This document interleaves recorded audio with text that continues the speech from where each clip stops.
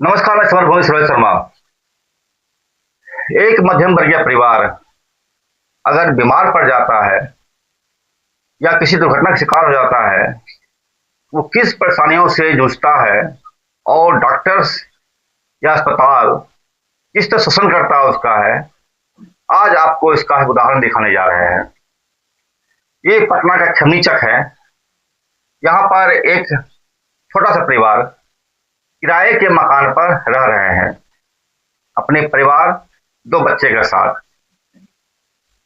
एक रात दुर्घटनाग्रस्त स्थिति में सड़क पर गिरते हैं। इसके बाद से शुरू होता है डॉक्टरों का शोषण। हजारों रुपए खर्च करने के बाद भी इनके पांव का जो हड्डी टूट गया था,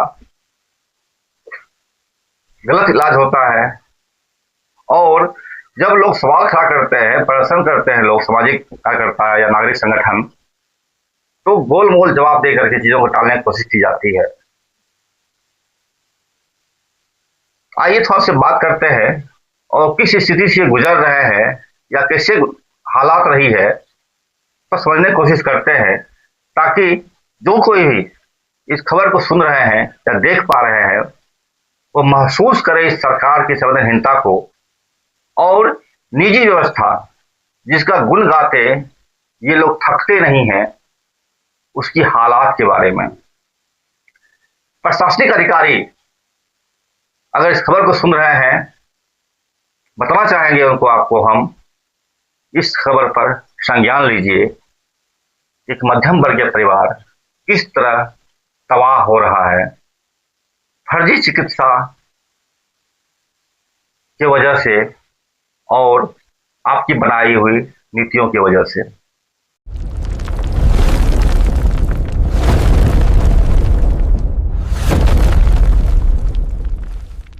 आपका बहुत बहुत स्वागत समय भूमि में है। आपका क्या नाम हो गया? प्रदीप कुमार। प्रदीप कुमार। प्रदीप जी, आप करते क्या हैं? प्राइवेट टीचर है, छोटे छोटे बच्चों को मैं पढ़ाता हूँ। पढ़ाते हैं, प्राइवेट ट्यूटर हैं। जी। आप के पैर में पट्टी लगी हुई है, हम्म। वजह क्या है? एक्सीडेंट में मेरा पैर टूट गया है, इसलिए पट्टी लगा हुआ है। बाइक वाला पीछे से आकर धक्का ये मार कब दिया की था। घटना है, तो विश्वास बताइएगा एक 24 बार। फरवरी की घटना है। 24 फरवरी को कितने बजे? करीब 9:30 रात की हुई थी। कहाँ पर हुई थी? धनकी मोड़ के पास हुआ था। धनकी मोड़ कहाँ पर है? अगर कुआं से पश्चिम साइड है, चौराहा है, गोलंबर, उसी वहीं पर हुआ था, गोलंबर के पास। वहां आप क्या कर रहे थे? गुलियार बाग से मैं फिल्म चक आ रहा था। अच्छा, तो आपके परिवार में कितने बच्चे हैं? और 2 बच्चे हैं, एक मैडम है और एक मैं हूँ। चार परिवार का छोटा सा 4 परिवार है। हाँ। अच्छा। तो अभी आप बिस्तर पर पड़े हैं, कब से पड़े हुए बिस्तर पर? 24 तारीख से? 24 फरवरी से चौबीस पड़े फरवरी हुए से हैं, हाँ। 24 फरवरी से आज तक बिस्तर पर पड़े हैं, तो आपका जो जीवन चक्र है हम्म। वो किस तरह चल पा रहा है? बहुत मुश्किल से चल रहा है। मेरी बेटी है, कुछ बच्चे 2-4 गो रह गए, बाकी तो मैंने पैर टूटने के बाद सारे बच्चे छोड़ दिए। कुछ बच्चे रह गए तो पढ़ाती है, उसी से मैंने दाल रोटी अभी चल रहा है। बस बड़ा मुश्किल से चल रहा है, वो भी धीरे धीरे लगता है कि खत्म हो जाएगा। तो ये आपका अपना घर है? जी नहीं, मैं किराए पर रहता हूँ। कितना किराया इसका है? इसका किराया 3500 है। और नीचे भी कोचिंग वाला रूम लिए हुए हैं, उसका भी 3500 है। लेकिन मकान मालिक वहाँ करा के 500 रुपये एक्स्ट्रा बिजली बिल लेंगे, जो कि 3 बजे से 6 बजे तक कोचिंग चलता है। एगो बल्ब, एगो पंखा चलता है। लेकिन मकान मालिक कह रहा है कि इतना पैसा लगेगा तो खाली करो। खाली करो। ये दबंगई में मकान मालिक का है। हम्म। ये 24 तारीख को आपका एक्सीडेंट होता है, इसके बाद क्या घटना होती है? इसके बाद घटना होती है, 24 फरवरी को होती है। तो मैं जाता हूँ एनएमसीएच में, मतलब वहाँ से मैंने 10 बजे रात के गया, भर्ती हुआ। तो डॉक्टर कहाँ प्लास्टर, भर्ती हुए? एनएमसीएच में? एनएमसीएच है। अच्छा। डॉक्टर प्लास्टर किए, बोले 2 दिन बाद ऑपरेशन होगा। एनएमसीएच कैसे गए थे? एनएमसीएच बाइक से गए थे, भतीजा को कॉल किए थे, भतीजा आया था, वहां से बाइक पे बैठा के ले गए, तो पैर लटका हुआ था। और उसी स्थिति में मैं हिम्मत करके बाइक पर बैठा। और कुछ लोग थे, उठा के बैठाया, बैठा करके वहाँ ले गया। वहां ले जाके फिर 2-3 को मिल करके वहां भी उतारे। और उतारे उसके बाद मैंने इमरजेंसी में भर्ती हुए हम। अच्छा। और वहां से प्लास्टर हुआ, इसके बाद डॉक्टर बोला 2 दिन के बाद ऑपरेशन करेंगे। तो 2 दिन तक नहीं आया तो लोग घबराने लगे कि भाई डॉक्टर देखने के लिए नहीं आ रहे हैं। तो सब लोग बोले कि प्राइवेट में भर्ती किया जाए ताकि जल्दी ठीक हो जाए। हम्म। वहाँ पर एक हमारे मैंने हमारे जीजा के भतीजा रहता है। तो सोचे कि यहाँ पर यह अपना आदमी है।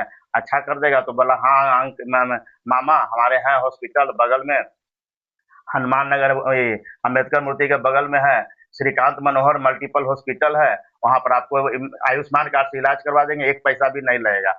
वहां हम विश्वास के साथ गए, दो दिन मैंने आईसीयू में रखा, और 2 दिन में 20,000 का बिल बनाया, कोई ट्रीटमेंट नहीं हुआ और कोई आयुष्मान कार्ड का वहाँ व्यवस्था नहीं था।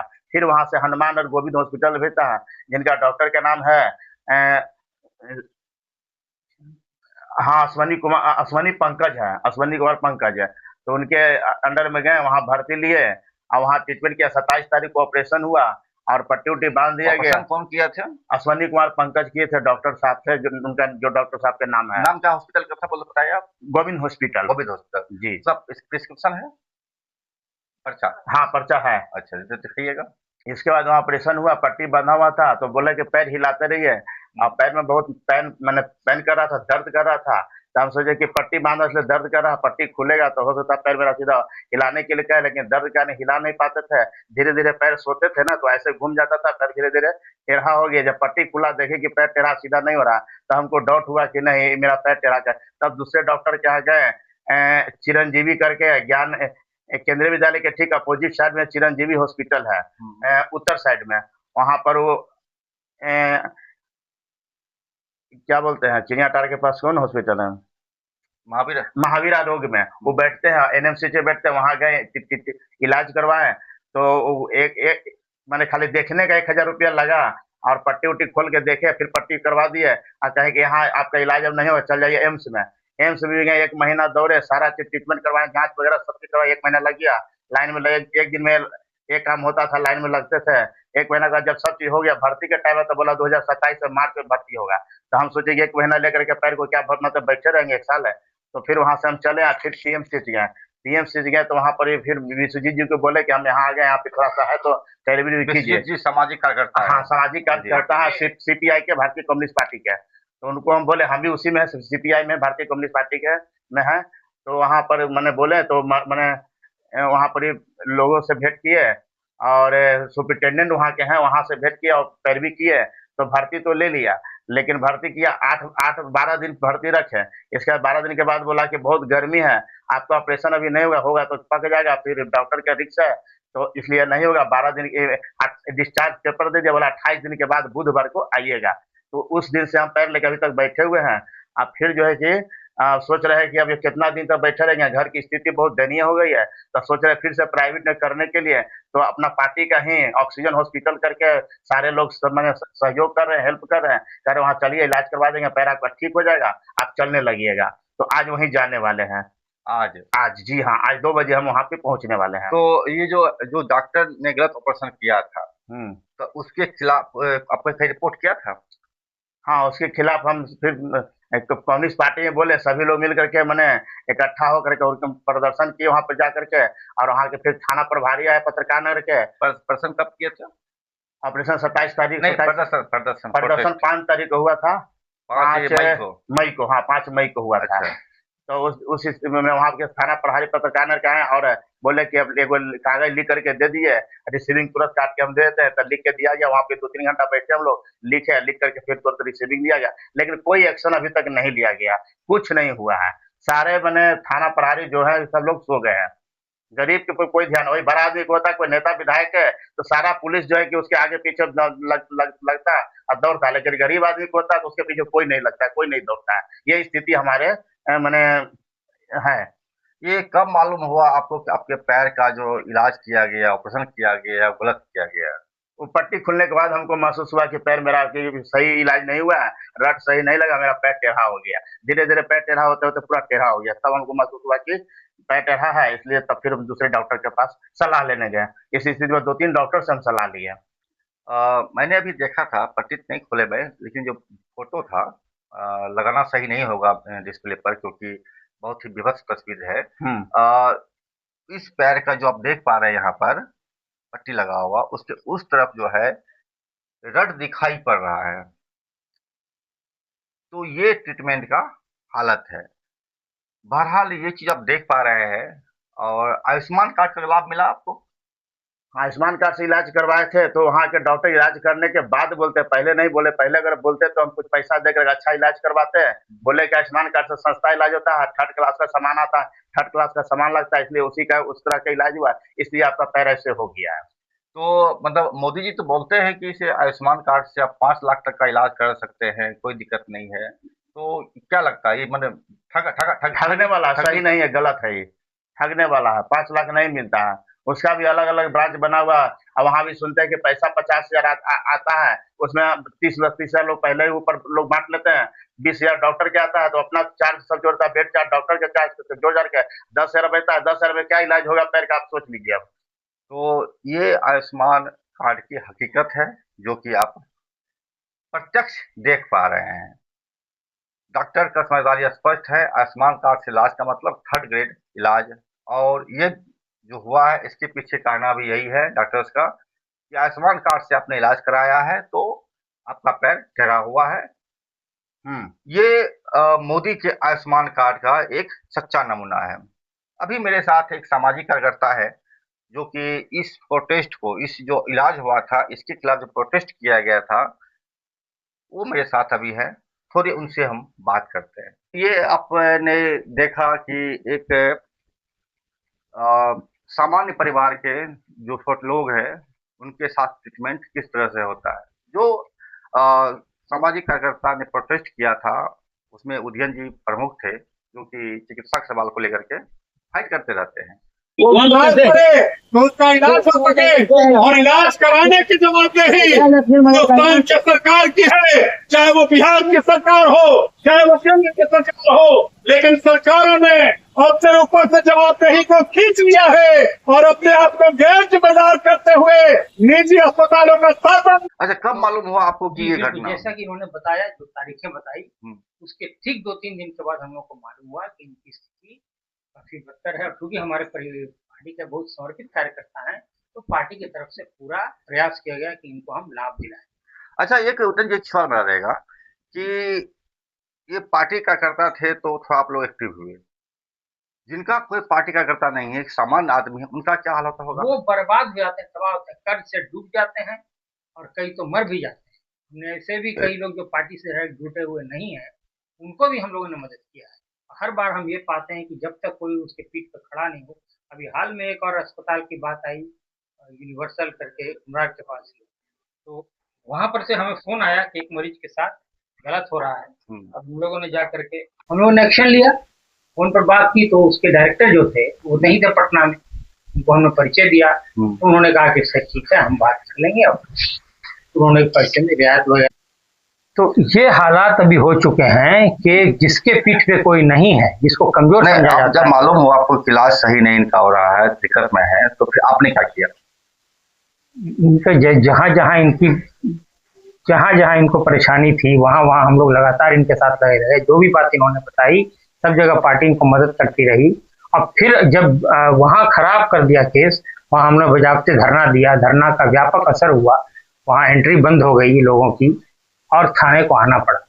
थाने ने हमें 5 मई की बात है, और 6 मई को थाना ने हमें बताया बाद में कि 6 मई को ही थाना ने एक रिपोर्ट बना करके। कौन सा थाना? पत्रकार नगर थाना। उन्होंने एक रिपोर्ट भेज दिया है डीएम के यहाँ। इस प्रक्रिया में तो अब ऑफिशियल जो तरीका क्या है, डीएम की अध्यक्षता में एक कमेटी बनती है जिसमें डॉक्टर भी होते हैं और वकील भी होंगे, समाज सेवी भी होंगे, और ये इस पूरे मामले की जांच करती है। वो नर्सिंग होम में जाकर के डॉक्टर के बारे में पता करेगी, उसकी सुविधाओं को देखेगी और मरीज की जांच करेगी। आज तक 1 महीना से ऊपर हो गया, वो कमेटी का गठन नहीं हुआ है, हमें कोई सूचना नहीं मिली है। आपने संपर्क किया थाना से, डीएम से? जी, डीएम के हमने पता किया, तो वहां कहा गया कि हमें अभी तक कोई कागज नहीं मिला है। डीएम ऑफिस से थाना गए, उसके बाद भी थाना से संपर्क नहीं हो सका है। अभी हम लोग वस्तुस्थिति जानने की कोशिश करें। थाना तो कहेगा कि हमने आपको भेज दिया, वो कॉपी भी दे रहे हैं। अब हमारी के ऊपर है कि हम सीधे सीधे मानवाधिकार आयोग जाएं और वहां से दबाव डलवाएं। आखिर इतने गंभीर मामले में अगर ये केस खराब हो जाएगा, ज्यादा दिन हो जाएगा, तो पैर काटने की नौबत आ जाएगी। एक व्यक्ति जो अपने परिवार का जीवन यापन खुद कर रहा है, उसका पैर ही नहीं रहेगा तो क्या करेगा? तो ये प्रशासनिक लापरवाही क्या कर सकती है, आप समझ सकते हैं किस तरह से एक पूरे परिवार को बर्बाद कर सकती है। अब आप क्या चाहते हैं? हम तो चाहते हैं कि इनको भरपूर मुआवजा मिले, जितना इनको आर्थिक लॉस हुआ है, इनके परिवार वालों को जो परेशानी हुई है उसका पूरा मुआवजा मिले। इनके इलाज इतने बेहतर तरीके से किया जाए कि उसमें गलती की कोई गुंजाइश ना रहे, तो गारंटीड सक्सेस हो, और इनका जो जीवन अस्त व्यस्त हुआ है उसको सुधार करके, जो नुकसान हुआ, इनके बच्चों को पढ़ाई का नुकसान हुआ, इनकी पत्नी को, इनके परिवार वालों को, इन सबकी भरपाई सरकार करे। और जिसने व्यक्ति ने जो खराब किया है उसको दंडित भी किया जाए, उन पर जुर्माना लगाया जाए, उनको हो सकते तो उनका प्रैक्टिस भी रोकी जाए, क्योंकि वो इस तरह से कितने मरीजों का जिंदगी बर्बाद कर देंगे। तुम्हारे पापा है या? जी, तुम्हारा क्या नाम हुआ? मेरा नाम मुस्कान कुमारी है। क्या करती हो तुम अभी? मैं अभी 10th में पढ़ रही हो। ये पापा का जो हालत तुमको कब मालूम हुआ, कैसा स्थिति हुआ? वो रात में पता चला, जिस दिन एक्सीडेंट हुआ तो हॉस्पिटल में थे, तब हम पता चला। देखने गई थी? हाँ, गए थे। अच्छा, तो अब तो काम नहीं कर पा रहे हैं, तो कैसे चलता है परिवार? अभी तो हम पढ़ा रहे कोचिंग में, कुछ बच्चे हैं जिसे हम पढ़ा रहे हैं। दर्शकों को बताना चाहेंगे कि एक मध्यम वर्गीय परिवार जब टूटता है, इस तरीके से छोटे बच्चे जिसे खुद देखभाल की जरूरत होती है, वह परिवार को देख करने लगता है। पिता लाचार हो गए, छोटी बच्ची परिवार का बोझ अपने कंधे पर लिए चल रही है। ये हालात है। ठीक है, जाओ बेटा। तो देखा आपने किस तरीके से एक परिवार तबाह होता है। अगर मेडिकल का जरूरत पड़ जाए किसी आपातकाल स्थिति में, तो परिवार दर बदर का ठोकर खाने के लिए विवश हो जाता है। निजी संस्थान लूटने का अड्डा बन जाता है, और प्रधानमंत्री नरेंद्र मोदी का जो आयुष्मान योजना है वो हाथी के दांत बन जाते हैं। इन सवालों का आप क्या सोचते हैं? कमेंट में जरूर बताएं। प्रशासनिक अधिकारी अगर हैं, इस मामले की जांच करवाएं और पर्याप्त मुआवजा इस परिवार को दिया जाए, और एक जो बदतर हालात हुई है, संभव हो नौकरी देने का भी आप प्रयास करें। नमस्कार, मैं सुरेश शर्मा। चल देख के लाइक शेयर कीजिए, हमसे जुड़े रहिए।